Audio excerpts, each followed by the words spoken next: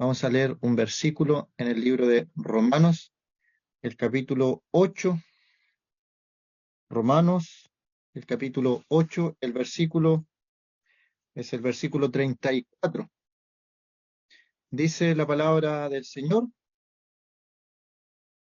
¿Quién es el que condenará? Es una pregunta. Es una pregunta que hace la palabra del Señor. ¿Quién es el que condenará? ¿Tienes tú la respuesta a esa pregunta? ¿Quién es el que condenará? Al preguntar quién, está hablando de una persona.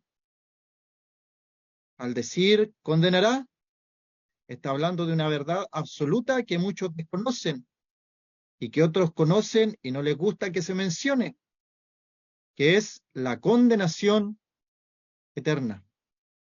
¿Cuántas veces tú has escuchado el juicio venidero? En la Escritura hay unas personas que se les estaba hablando la palabra de Dios, estaban escuchando atentamente, pero cuando Pablo habló del juicio venidero, se espantaron, tuvieron temor. Y tienes que saber esto, que hay un juicio venidero, hay una condenación para los que no creen en nuestro Señor Jesucristo. Hay una condenación, hay un juicio eterno y hay una separación, así como Dios separó la luz de las tinieblas, como Dios separa el bien del mal, hay una separación entre los que creen en el Señor Jesucristo y los que no creen en el Señor Jesucristo. Este mismo capítulo, el capítulo 8, en el verso 1, dice: ahora pues, ninguna condenación hay para los que están en Cristo Jesús, los que no andan conforme a la carne, sino conforme al Espíritu. Nuevamente está hablando de este tema, la condenación. ¿Quién es el que condenará? Y el verso 1 dice: ahora pues, ninguna condenación hay para los que están en Cristo Jesús. Pregunta nuevamente: ¿y qué pasa con las personas que no están en Cristo Jesús? Si los que están en Cristo Jesús no tienen condenación, ¿qué pasa con los que no están en Cristo Jesús? Obviamente tú sabes la respuesta, es cosa de lógica. Hay personas que serán condenadas y hay personas que no tendrán condenación.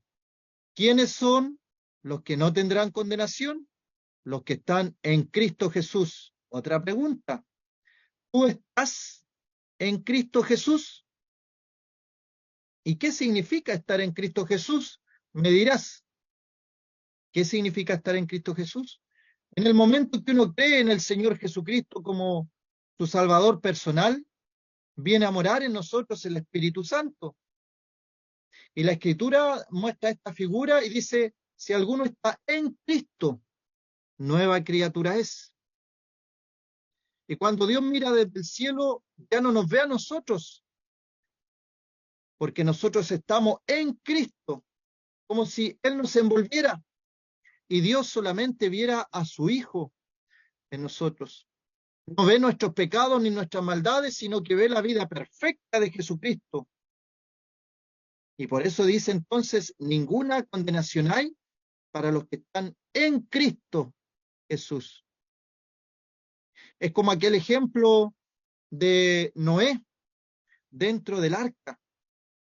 Noé estaba en el arca, dentro del arca.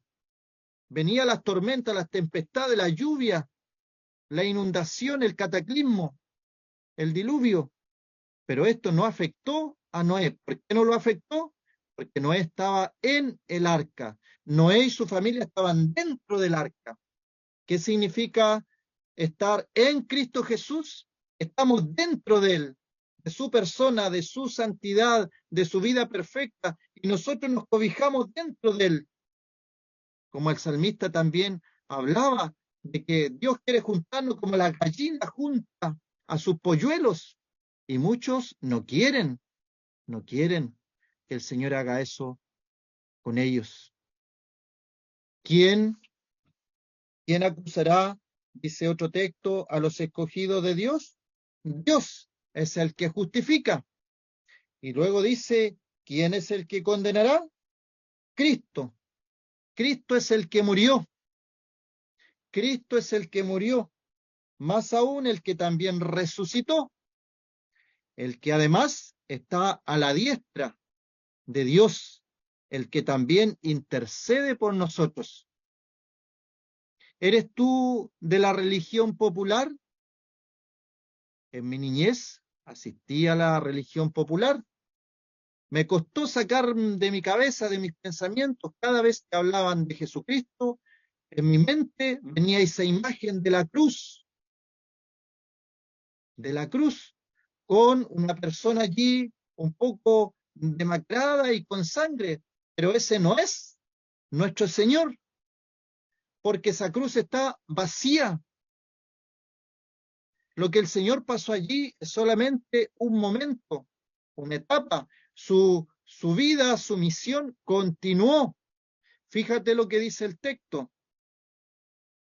Comienza con la muerte, pero luego aparecen otras cosas. Más aún dice el que también resucitó, el que además está a la diestra de Dios. El Señor Jesucristo murió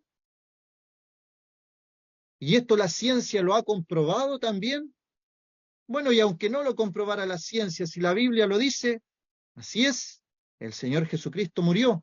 Pero siempre hay gente que anda buscando detalles y cosas, y hay revistas de medicina, de ciencia, que han estudiado esto de la muerte del Señor Jesucristo y han llegado a conclusiones que al creyente lo dejan también asombrados. Es la muerte más terrible que ha experimentado el ser humano a lo largo de la historia de la humanidad.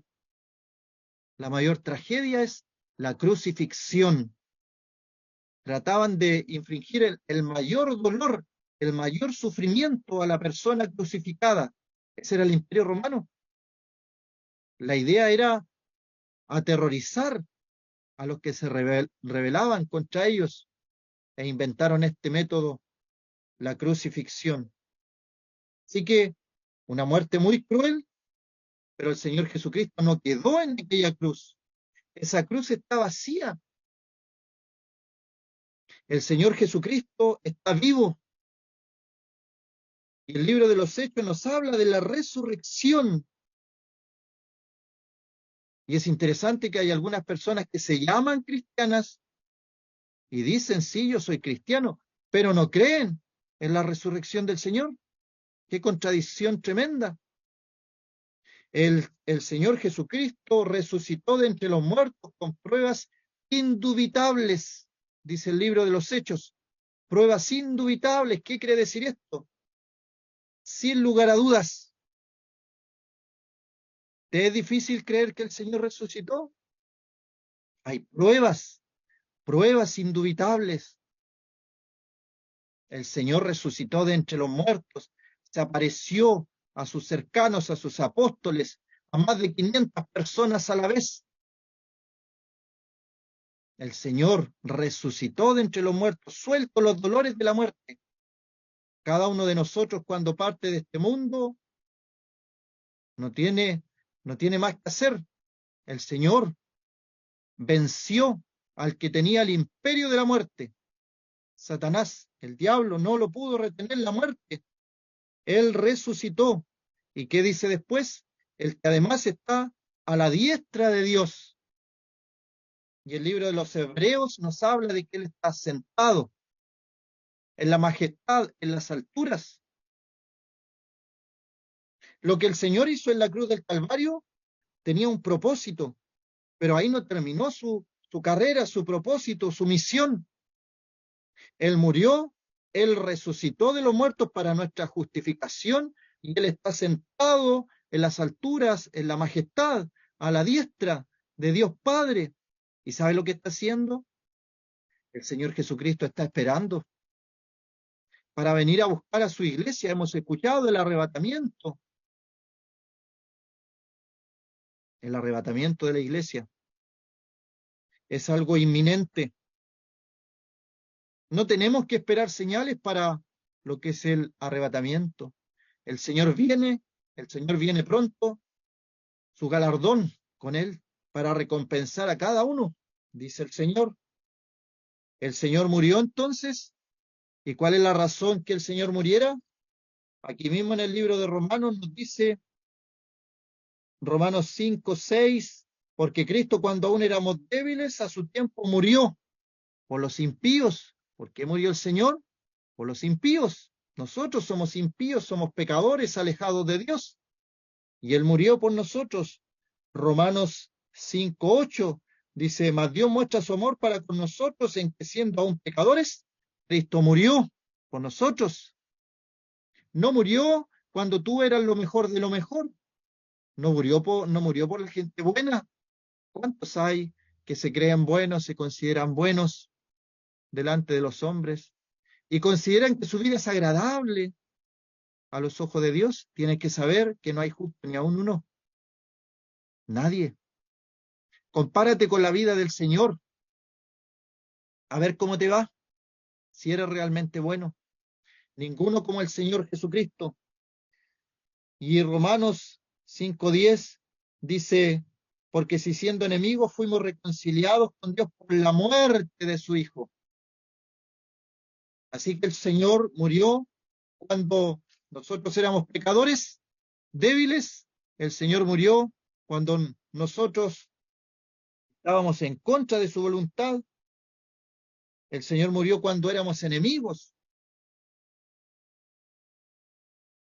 Y acá Romanos, el pasaje que hemos leído en Romanos 8, Cristo es el que murió. Cristo es el que murió. No murió un arcángel para salvarte. Ninguno de los santos que se nombran murió por ti. Ni un ángel, ni una mujer, ni María tampoco murió por el pecador. Es el Señor Jesucristo que murió, pero más aún, Él resucitó de entre los muertos al tercer día. Y esa es la señal más grande que se le ha dado a la humanidad. A los que buscan señales, ¿andas buscando señales en el cristianismo? El Señor dijo, señal no le será dada, sino la señal del profeta Jonás, como estuvo Jonás 3 días y 3 noches en el vientre del pez, así el Hijo del Hombre estará 3 días y 3 noches en el vientre de la tierra. Y el Señor, luego de esos 3 días, resucitó de entre los muertos, volvió a la vida para nunca más morir. El Señor resucitó, subió a los cielos y Él prometió que así como iba subiendo al cielo, iba a volver. En Hechos capítulo 1 se dice, varones Galileo, ¿por qué estáis mirando al cielo? Este mismo Jesús va a volver. Y eso es lo que estamos esperando. El Señor Jesucristo viene y viene pronto. ¿Estás preparado para ese momento cuando el Señor Jesucristo vuelva a buscar a su iglesia, a su amada, a su esposa? ¿Eres parte tú de la iglesia de Dios? ¿Has reconocido al Señor Jesucristo como tu Salvador personal? ¿Puedes decir con toda autoridad que el Señor en la cruz del Calvario, cuando estaba muriendo, estaba pagando tus pecados? El apóstol Pedro dice que Él en su cuerpo sobre el madero llevó nuestros pecados. ¿Puedes decir tú eso? ¿Afirmarlo? ¿Creerlo? ¿Tener la convicción que estaban tus pecados allí? El Señor murió, el Señor también resucitó y además dice, está a la diestra de Dios. Esteban, en el libro de los Hechos, vio los cielos abiertos mientras lo apedreaban por ser cristiano. Estaba muriendo y tuvo este privilegio de ver los cielos abiertos y al Señor sentado a la diestra de Dios. Ahí está nuestro Señor. ¿Y sabe lo que está haciendo en el día de hoy para el creyente? Un privilegio también para los creyentes. Él es nuestro abogado, el que también intercede por nosotros. Él es nuestro abogado en el día de hoy. Abogado tenemos a Jesucristo el justo, es nuestro abogado para con Dios. Como creyente le hablo a mis hermanos, hay faltas en tu vida, hay pecados en tu vida, confiésalos al Señor, confiésalos a Dios, porque la sangre de Jesucristo, su Hijo, nos limpia de todo pecado, de todo pecado. Si confesamos nuestros pecados, Él es fiel y justo para perdonarnos nuestros pecados y limpiarnos de toda maldad. ¿Aprovechas tú estos privilegios como creyente? La religión va donde un hombre a confesar sus faltas y sus pecados. Un hombre pecador igual que yo, igual que tú. ¿Qué es lo que dice la palabra? A nuestro Señor, a nuestro Dios, si confesamos a Él nuestros pecados, porque este verso, Romanos 8:34, dice que el Señor también intercede por nosotros. ¿Quieres ir al cielo? ¿Quieres tener vida eterna? ¿Quieres tener perdón de pecados? ¿Quieres tener la seguridad de que el Señor Jesucristo, cuando vuelva por su iglesia, tú te irás con Él? Cree, cree en el Señor Jesucristo y serás salvo. Es la mejor decisión que podrás tomar en tu vida. No mires tus pecados y tus faltas, ven tal como estás.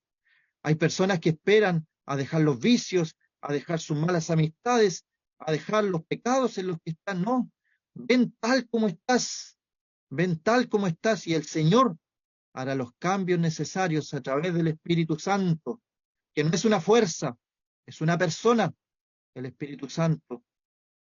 Cree en el Señor Jesucristo y serás salvo. El Señor bendiga su palabra.